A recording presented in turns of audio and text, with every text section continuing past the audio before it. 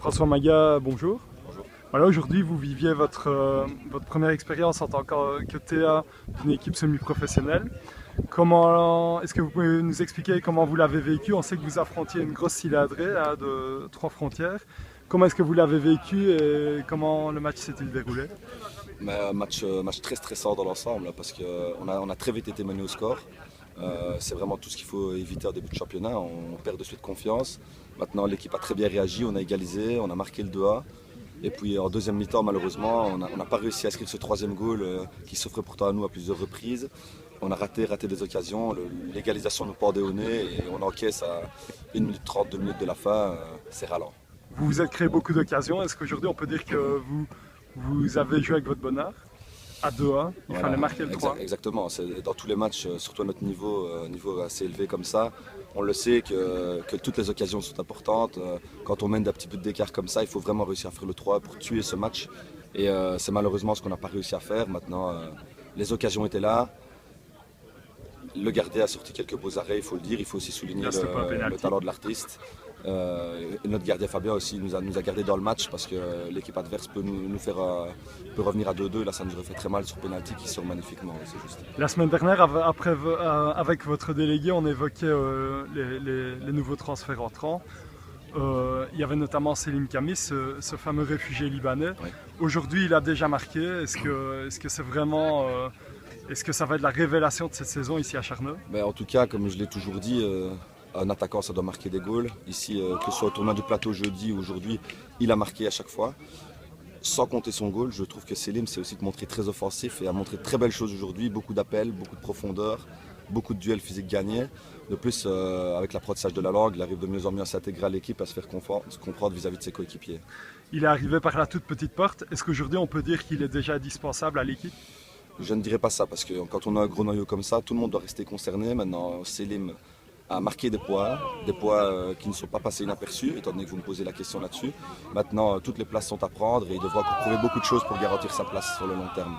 Aujourd'hui, les deux buts charnotois étaient inscrits par Selim Kamis et Pierre Oynen. Est-ce qu'aujourd'hui, on peut dire que c'est la minerie 2, 3 frontières 2? Non, parce que Pierre et Selim se sont très vite intégrés dans le noyau charneutois et ont intégré la famille. Donc maintenant on ne pense même plus à Minérois, on pense directement à Charneux quand on parle d'eux. Ils font partie du groupe, ils font partie de la famille, donc c'est bel et bien l'équipe Charneux, le groupe Charneux qui a performé aujourd'hui. Est-ce qu'aujourd'hui vous avez quand même des déceptions? Un joueur à épingler qui ressort du lot négativement? Non, aujourd'hui toute l'équipe a fait un très bon match. Bon, malheureusement pour Grégory Fadzone, il rentre sur le terrain, on prend le but directement après. Sur une passe ratée en profondeur. Maintenant, c'est jamais facile de rentrer dans un match comme ça, à 10 minutes de la fin, dans un match très serré. Donc je soulignerai la bonne prestation du groupe et je n'ai pas agré personne. Bien joué les gars.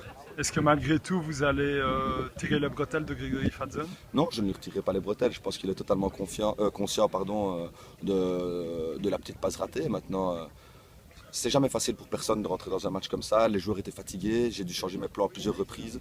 Donc non, Grégory, ne t'en veux pas, tu reviendras plus fort. Michel Lelotte évoquait la semaine dernière les pommes pourries de l'équipe. Oui. Est-ce qu'aujourd'hui il y a déjà un tri qui a été fait? Est-ce qu'on a vu Vincent Simonis sur le côté aujourd'hui? Est-ce qu'il fait partie justement de ces pommes pourries? Évidemment non, Vincent, je comptais sur lui en tant que numéro 9 de l'équipe, en tant que pivot, mais il a eu un petit claquage du mollet au tournoi du plateau jeudi, donc j'ai préféré le garder pour le reste de la saison pour ne pas perdre un élément important de l'équipe. Ceci dit, vu les bonnes prestations de ses concurrents directs, est-ce que cette journée peut s'avérer très négative pour Vincent Simonis?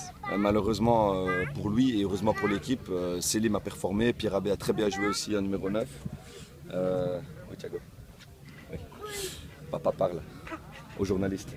Donc Selim a marqué des points, donc ce sera difficile pour Vincent de repartir de l'avant. Maintenant je crois en lui, il a toute ma confiance comme depuis 2 ans qu'il performe avec nous. Est-ce qu'on peut dire que ce match nul est encourageant et quel est l'objectif après ce premier match? Quel est le bilan et quel est l'objectif pour la saison ici en P4? On ne peut jamais être satisfait d'un match nul à domicile quand on a dominé le match et quand on a mené au score jusqu'à la 88e minute. Je ne peux pas être satisfait. Maintenant, ce que j'ai vu sur le terrain et la façon dont mes joueurs se sont battus, là oui, je suis content et je retire beaucoup de positifs. Et je pense qu'on pourra embêter certains ténors de la série durant toute l'année. Merci François. Merci à vous. On se revoit très rapidement et on vous laisse vous occuper de votre petit bout. À bientôt, merci.